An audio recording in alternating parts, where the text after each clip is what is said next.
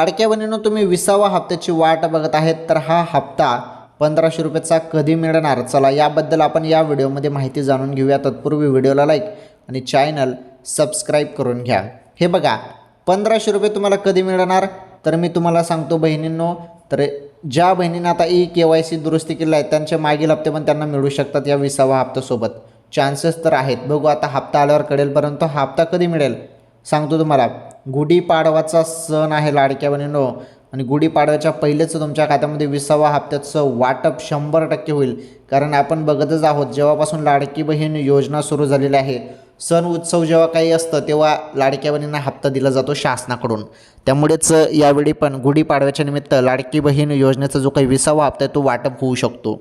बघू आता हप्ता आल्यावर कळेलच. परंतु त्या अगोदर आता GR येईल. GR कोणते क्षण येईल, GR आल्यावर लगेच तुम्हाला कळवतो. ओके, तर फारच महत्त्वाची माहिती होती ही.